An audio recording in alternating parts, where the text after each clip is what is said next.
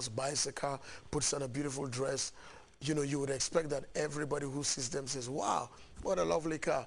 Hey, can I see it? How many cylinders? Can I ride in it? And all that. But in the world we live, when you show them your car, you wish you hadn't shown them your car. Somebody gets upset. They get jealous. They start digging up stories about you. You show them your new home. You are so grateful that you finally built a home or bought a home, or you did one of these schemes through some companies and housing companies and property developers, and you got your home and you invited your friends. I'm housewarming. Come and enjoy with me. We'll have a barbecue in the garden. And what you thought was a celebration is a point of bitterness, jealousy, envy for somebody else. Now that person has to learn to think lovely thoughts, pure thoughts, and not just evil. And then it says, what if they're of a good report? See, sometimes you can hear a story. You can read something on the internet. You can read something on the news. You can read something in the newspapers. You can hear a certain judgment that was passed upon somebody. Or you can read something, especially from sensationalism magazines, soft sell things, and real, low-level journalism. And you can say, wow, wow, and you can spread it. But the question is it of a good report? Is it something to be reported about? Is there goodness in the report? And we are being told here, if it is, then we must think on these things. And I'm saying that not only for personal meditation, but even for the processes that guide our decision making.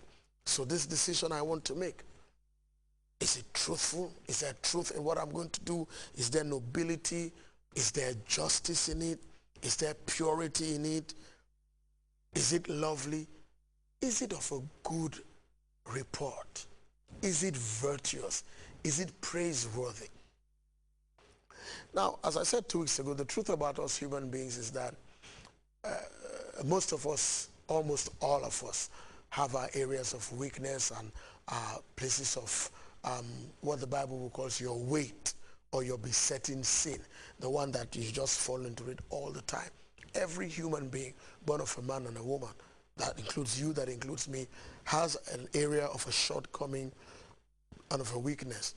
But interestingly in life, especially if you're a parent, you warn your child or your children against that. I don't think there's any parent, let's say he's male, and he used to fight and he used to steal and smoke and drink and do all kinds of things, steal money from his father. I don't think he's going to sit his son and say, let me bring you up and tell you what life is like. When you want to smoke, smoke. When you want to drink, steal money. When you do it because I was like that. No. But when we are bringing up our children, grooming them, training them, discipling them, our words, when we are mentoring people, we try to tell them, watch for this, because in ourselves, we know that those things were less than virtuous. There was nothing praiseworthy in it, and there is nothing noble in it, and there is no purity in it. It could be a lady. In their earlier life, they ran the streets, had so many boyfriends here and there, in and out of abortion clinics and all kinds of things, and then somehow later on in life, they settle. Had children.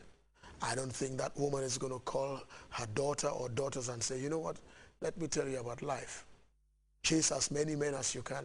Dress any way you like. The men will follow you. They will do this to you, and you can do that, and you can do this, because that's what I did.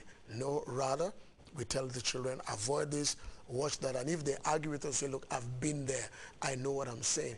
Because even in the decision-making processes of our life, we must try to remove, strip off the things that are not true, they are not lovely, they are not noble, they do not speak of justice, there is no virtue in them, there is no praiseworthiness of them, there is no loveliness in it, there is no purity. So there are two things we're handling: our personal thoughts in all these areas, and also our decision-making processes in all these areas. So you have a project proposal. You have some people in town who say, well, they're ready to be your partners. I think you can run everything they say and all you want to agree on these things. This business, is it true? the way I treat my staff? Is it just? I think 2 weeks ago I made mention of a code of ethic for work that was shown to me recently in an East African country in a conference that I was in. I was amazed that such a thing is catching up for nations.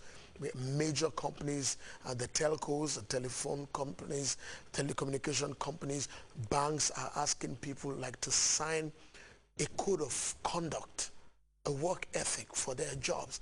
And when I saw that document, part of it included you will not shortchange your staff, no to sexual harassment, fair trading, no bullying tactics, giving people value for money, healthy competition.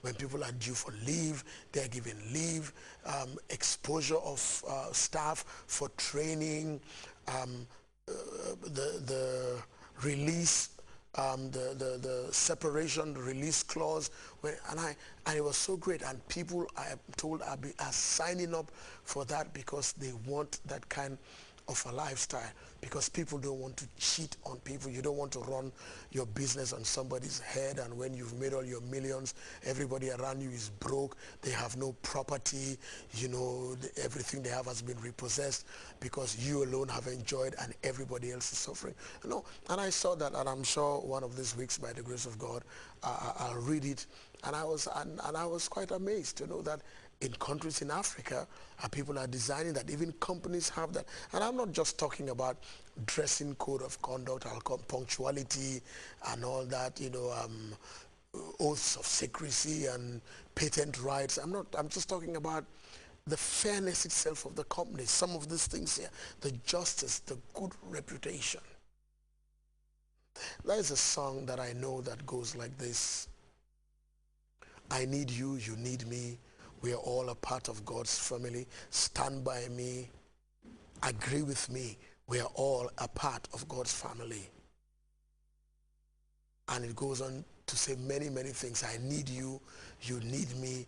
It's that kind of effect, because if the company goes down, it's because somebody pulled it down. So people are learning that one person cannot just swipe all the money away and expect that it would work well for them in life, because there's a future.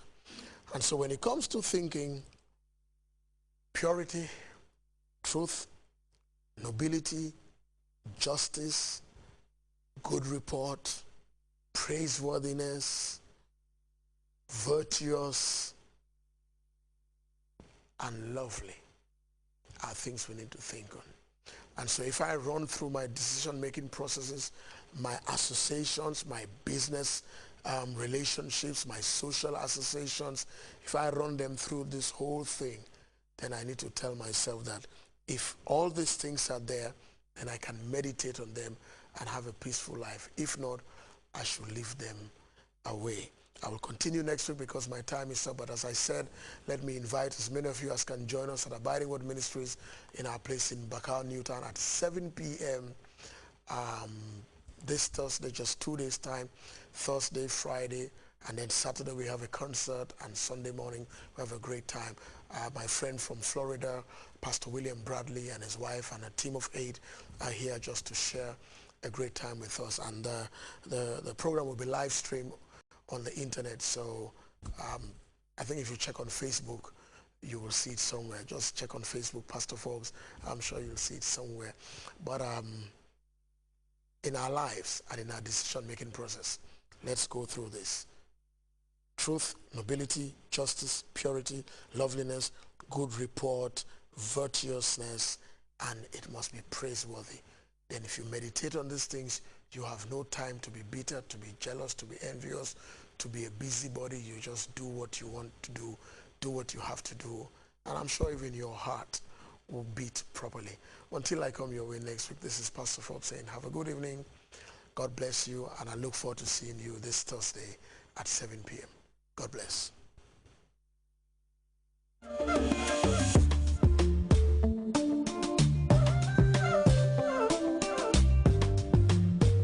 Who wants to be a millionaire? Hello.